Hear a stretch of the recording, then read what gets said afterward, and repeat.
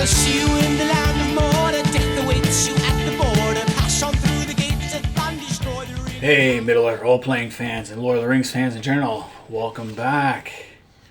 Today we are looking at the Teeth of Mordor. This is 8202 of the series, and as you can see, I have my copy. I bought this long ago at Endless Adventure back in 1989. This book came out in 1988. It is the second book in the Fortress series. Now, the Fortress series is only 5 books. Now, the cover art is pretty good, as well as the back cover art. I like it. It's pretty badass, but it's not Agnes McBride. It was done by some earlier artists they had before Agnes came on board. Let's open it up and check it out. Alright, so back to the table we are. Love the cover art. It's not an Agnes McBride one. It's definitely during the Sauronic period because you see all the symbols for Sauron, the eye, and you got a flying Nazgul nearby. So I like how that is. It looks pretty badass. Nothing on the inside cover. I was hoping they'd give a regional map. That'd be nice. You got the table of contents. The cover is by David Martin and Elisa Martin-Schob. Well, I guess for the cover artists back then. They did Amon Sul as well. Get the introduction to the Fortress series, all that stuff. Then it goes in the background. Describes the need, why they built these towers. It was after the fall of Sauron and they decided to put a watch on Mordor because they knew he would be back. The ring wasn't destroyed. And it goes through all the construction eras. I know I'm butchering the pronunciation, but I'm going to use this throughout the entire thing. It's Narchost and Carchost, the Towers of Teeth, and then there's the wall across from them. There's also another wall further down in the Vale of Udin called the Eisenmouth, and then there's also Durthang Fortress on the slopes. So 3 main fortresses guarding the Vale of Udin and the entrances to Mordor, because this is the northernmost entrance into Mordor itself, other than trying to get through the Ash Mountains, which is not advisable. So these towers provide a watch over the road along the Ash Mountains, the Southern Ruin, and the Dagger Lad. So if you want to invade Gondor via that route into Ithilien, you'd have to come into contact with the Towers of the Teeth, or the Morannon. Then he gives a description that talks about the plague years, how the garrison was almost basically nothing, and then the Ringwraiths entering Mordor. It doesn't really talk about how the Towers of the Teeth were garrisoned in the 19th century during the Wainrider Wars, and were probably abandoned in the 20th century. And the 21st century, early 21st century, is when the Ringwraiths took Minas Ithil, and obviously Cirith Ungol is abandoned by this time, has already been taken, and probably Durthang as well, and the Vale of Udin and the Towers of the Teeth are as well. So then it goes the Nazgul period, and then the preparations for the War of the Ring, and finally, what happens to the Teeth after Sauron's downfall. Well, they collapse in the cataclysm of his downfall, and they're nothing but ruins. I would think that Aragorn would rebuild them, because they do make an excellent watch over that area. So it makes perfect sense to rebuild these towers and man them with troops. This won't be anything done quickly. It'll take years, probably towards the end of Aragorn's reign do they finally be completed and manned. Because there would still be orcs hiding out in the caverns, and trolls and whatever other evil creatures. They just won't be as organized as they were under Sauron. Still cause a lot of problems. Gorgoroth would become a rich mining area. Also a trade route to Rhûn using the Ash Mountains. So there are reasons why to rebuild these fortresses. And it goes in the design. It talks about the Dunedain design, which is basically Numenorean at the start. So they would use the local mountainous terrain to their advantage where they position these things, these 2 towers, and they would use local building materials, and it would kind of look like the Tower of Orthanc in structure, just not in the same size. More like the one in Helm's Deep, the Tower of Aglaros, which is also Dunedain design, but the Rohirrim took it over. Similar idea. With the layouts, you get some general features like doors, fireplace, privy, guard, position, and cell. These be denoted with a D, F, P, G, and C. Nothing special there. A small picture of what it would look like. It's pretty massive in size and scope. Now the Fang Fortress is called the Carchost. I'm using, I don't know what the pronunciation is, so that's what I use. It's the westernmost tower, so it's the one on the Athelian side in the Mountains of Shadow. The Ethel Dueth, the Mountains of Shadow. It's on that side, that spur, because the pass splits the Ash Mountains and the Mountains of Shadow. Now it gives the entrance to the caves. The caves would be storage areas and occupied by orcs, and it had mines, warrens, and such like that for the orcs. The Dunedain might have had smaller ones, but once Sauron took over, then it would be vastly expanded. So it gives the entrance to the caves, staging area, stairs, halls, foyer, control niches, gates to the main wall going across, wall corridor, north cell block. So this is the prison area. Clark's interrogation room. So this is a character you come across. He's in charge of the interrogations. He is in 10, so you see the shackles. 11 is the Dog Lord's interrogation room. So this one right here, all this room here, more fun stuff. And then Dwar's chair. So Dwar is the Lord of Dogs. He is one of the Nazgul. He's the commander of the fortress. Just like in Minas Ithil, it's the Witch King, and in Dol Guldur in the late Third Age, it's Khamul the Easterling. So all the Nazgul would have their own little spheres of influence, their own little areas. If you read Lord of the Rings, Manish Races Volume 2, they go through the whole backstory of all 9 Nazgul, even make one a woman, and there's nothing wrong with that. So Dwar is called the Dog Lord. He's from the far, far east, further east than Khamul, I believe, on the Isle of Dogs. So he's an affinity with dogs.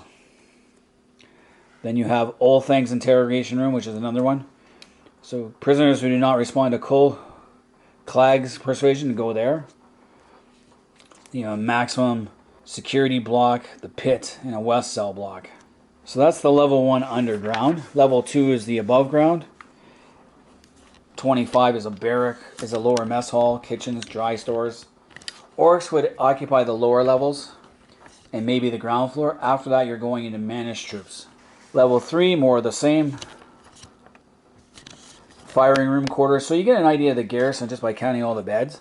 You'll get a good idea of what the managed garrison would look like, both when Gondor controlled it and when Mordor controls it, which is kind of nice because they never give numbers for the military. Nothing special with level 3. Level 4, much the same stuff, nothing special. They have some vaults there. More room for the officers of the watch and storerooms. You also have arrow slits. Like level 3, you have arrow slits. Level 5, you're going into the high priest quarters in the chapel. Now that's something Tolkien never mentions any kind of priesthood among Mordor or anywhere. He doesn't really touch upon religion that much.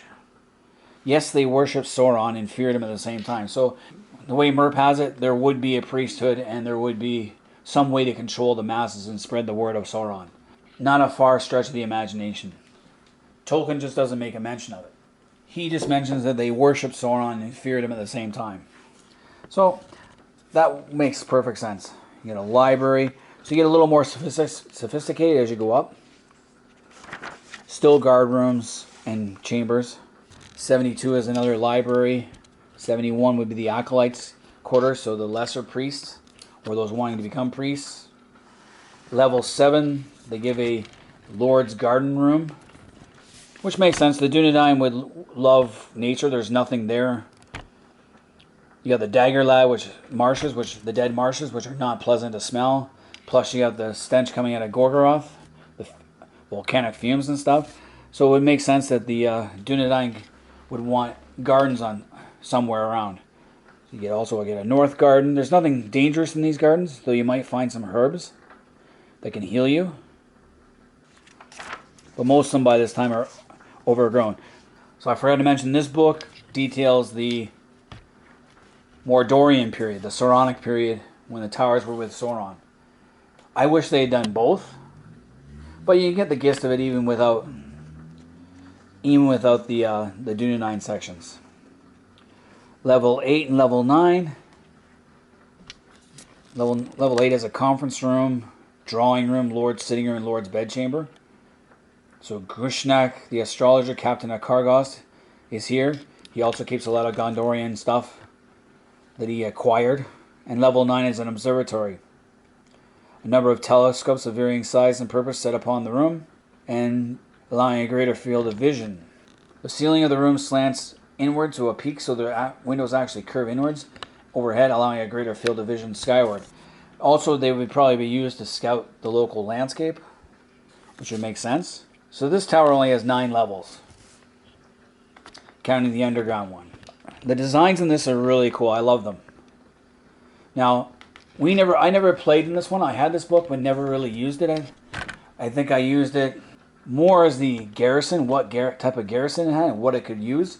I remember refighting the Wainwright War, like solitarily, seeing what could be changed differently, and also the Kinstrife.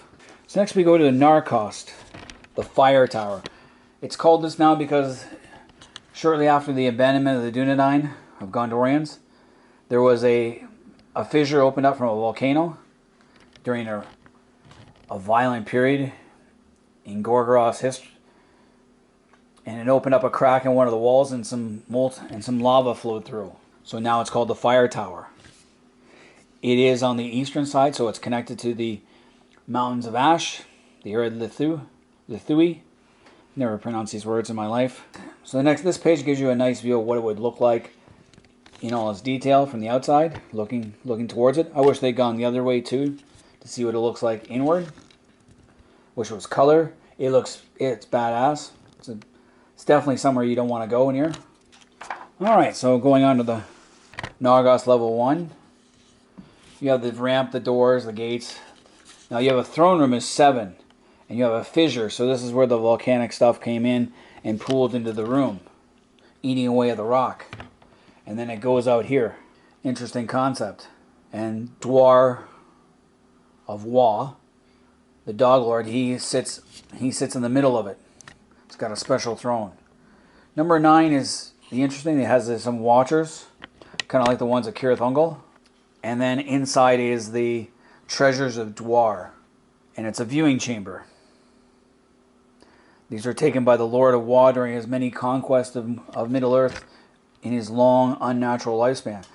He's got the leaf crown of Simon Nemor, which is a kingdom back in the east. The scepter of Hent, which is another one. The birch bow of Simon Nemor. These are probably Elven. Simon Nemor is. The collar of Horm. The war helm of Elgamar. The Broddick spear. Broddick's a tribe, I guess. Kyperian battle mace. And a crown of Derma. As well as the Lord's axe of Kendarka. Or Kendarsa. So quite a few treasures. They all have their own properties. Be interesting to get your hands on. Though doing it during this time period would not be a good idea. You'd end up in that interrogation room in the other tower. Level 2, so you're on the ground floor now. There is a sally port here where supplies can come in. So in the Gondorian period, supplies wouldn't go through Minas Ithil up into Cirith Ungol, over the Mordor side of Gorgoroth, and up through the Vale of Udin to the Morannon. No, they would go up through Ithilien and come up the road. So you definitely need somewhere to open up into the tower besides the walls itself. So there would be a sally port. Control observation platforms, more stairs, storage, mess halls, kitchens. 12 would be another gate going into more wardens for the orcish areas. Level 3, you're getting into the Manish regions. And it's the same as the other tower. Armory, barracks, firing halls, whatnot. The beds, these little things that are beds, would give you an idea of how many men are on the floor. And officers. Level 4, same idea. You got a central tower going 43 as a barracks, 36 bowmen live here, 24 bowmen live in 42.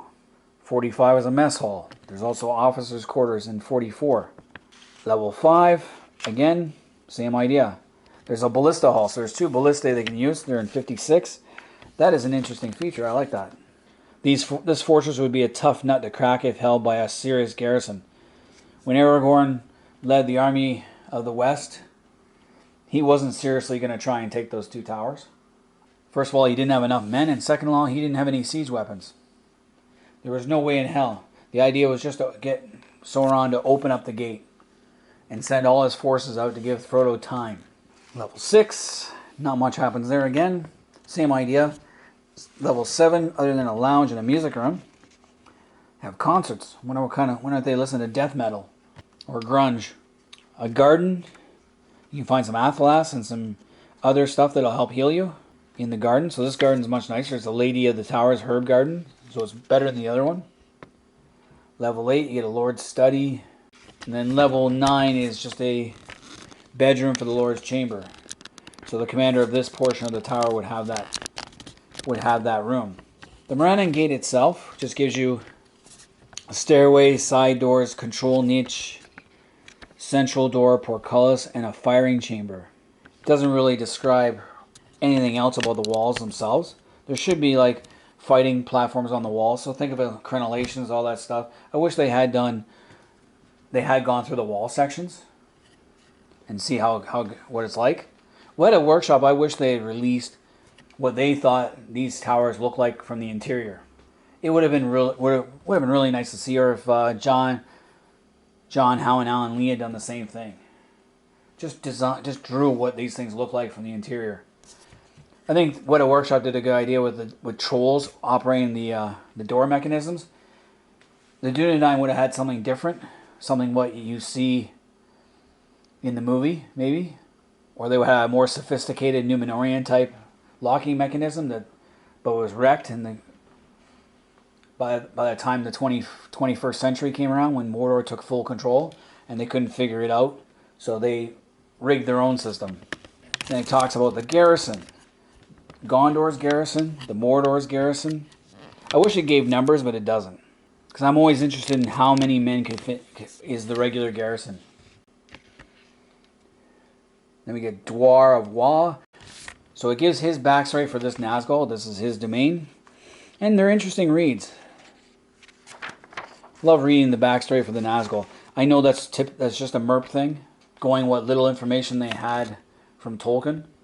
But these were kings and men from all over Middle-earth, so it makes sense that one would be from the farthest reaches of the East. Just like Camul was the Easterling. Dwar the Ringwraith, the Third Age, his features, principal weapons, special powers. He has dog mastery.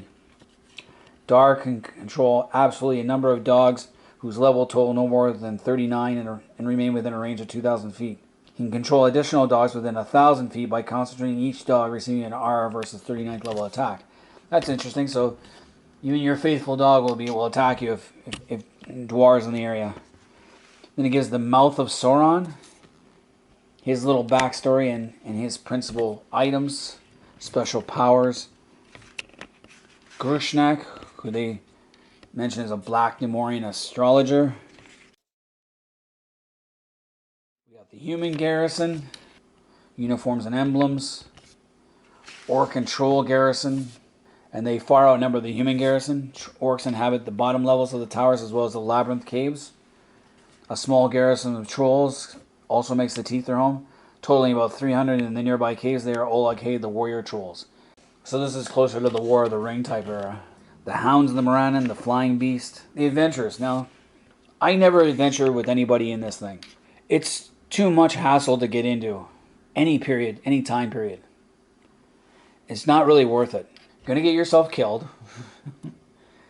Unless you're the highest level, and there's a lot of you, you're not going to break into this place. Sneaking in might be a possibility, but again, so I never actually sent any group of people I played with here. Now, I did use this for a military campaign. I did solitaire myself, just screwing around. I did a solitaire campaign on the Wainwriter Wars. What would happen if the Gondorians had not been surprised on the Dagger Lad? And what if they put a stronger garrison within the Towers of the Teeth? And they come and hit the Wainwriters from the rear? What are the Wainwriters that tried to take the Towers of the Teeth first? And you can use the same kind of scenario for the kin strife that happened in 15th century, the 1400 period was the Kinstrife. Or you can make it a scenario where Gondor still holds the Towers of the Teeth after the fall of Minas Ithil, and then forces from Gorgoroth are now trying to take you from the interior. See how that works. But anyway, the adventures that got listed, the first one's before 1640, is about a woman who's trying to infiltrate the Towers of the Teeth shortly after their creation for the East. She's an Easterling spy. Yeah, not interested in that. The other one is about PCs have accepted to be guests in the Tower of the Teeth, but then word comes of fighting from Osgiliath, and King Eldacar comes around with a small force of loyal men. That evening, some of the Castamere the Usurper's agents are in the tower, and they plan to assassinate the king. Should they go to the captain of the tower or be part of the conspiracy as well? Those are two adventures there. After 1640, when the Morannon has been abandoned, the garrison has been removed, the king of Gondor is still concerned about the rumors of activity in Gondor, so you can be sent to the Morannon to see what's going on. That's plausible. I don't think that tower would have remained abandoned for very long. A couple of years at best. As soon as they noticed no activity, they would have been in there. The Orcs would have been in there. A Ringwraith would have definitely begun to check it out. Important documents left behind. That's something that's kind of dumb. What important document could possibly be left behind in the Morannon? It was by that point a minor outpost under the Dog Lord's control, so when Dwar holds it. Early in the occupation, you go check it out to see if it's a large band of orcs, or is there a deeper purpose behind the mysterious lights at night and other signs of activity in the Morannon? So this is probably shortly around the time the Minas Ithil falls. Another one is an elf who appears and he wants you to get into the tower and steal stuff from Dwar of Waw, from that personal treasury of his, that viewing room. This elf is from the far east of Simon Nimor, and wants back the crown leaf and other stuff. Yeah, good luck with that. So I thought those adventures were really dumb. I wouldn't try those, which is why we never played this. Fourth Age, again, they want an emissary who wants to reclaim the treasures from Dwar that have fallen. So you have to dig through the ruins. Or a couple of months after the fall of Dark Lord Gondor has not yet been able to scour all areas about Mordor, so an adventurous group of PCs might find adventure and treasure awaiting them in the crumbling ruins. That makes perfect sense. Go in the ruins, see what you can find, wipe out any other remaining orcs. A few orcs might remain in the shadows, or they would infiltrate the areas shortly afterwards. Alright, finally we get a master garrison table. Again, no numbers, just gives you what Gondor's garrison would look like, and then Mordor's garrison. So Merp is wrong on this whole garrison idea that the Gondorian garrison was from 500 to 1640 of the Third Age. Because the Wainrider Wars started in 1851, and Gondor would definitely have re-garrisoned the towers. They would have put more men in them. Because in 1856, King Narmansa was defeated in the Battle of the Plains, and he retreated over the Dagger of the Ithilien. So why would you abandon an outpost that would guard your northern flank? Now Narmacel's son, Calamator, he went back out at the end of the 19th century and defeated the Wainriders. But then the Wainriders allied themselves with the men of Nir Harad and Khand, and they made assault. So in 1940s of the Third Age, King Adonor led an army in the north and was killed with his sons in the northern battles. He would have definitely had these outposts manned at the time. But they failed to notice the Wainrider army coming up, hugging the Ash Mountains and surprising the king. But it would have been manned up until that point. And then the Mordor's garrison period would probably have been shortly after that, from, say, 2000 of the Third Age right to the end of the Third Age. So they're kind of wrong with that. Then you have beasts. There we go. Alright, so that was my look at the Teeth of Mordor, Fortresses of Middle-earth. What I think of this book. I actually love this book. I love the design and the layouts. The adventures were very weak, and they could have made an effort to number the garrisons in the different time periods. But like I said, it's more based on the design. It's a fortress. They could have added more of the wall section, which would have been cooler, but, you know, it is possible to adventure in it. It's just that the adventures they provided were not very good. Militarily wise, in a military campaign, this would be a great thing to play. It's a great resource. All you Lord of the Rings fans and Middle-earth role-playing fans out there, let me know what you guys think of this book. Did you have it? Did you play it? What you think? And what could they have improved upon it? And what would you have liked to have seen in the Fortress series as a whole? Leave comments in the comment section. Until next time, I'm Roman Daisel. I am out of here. Sauron, you cut his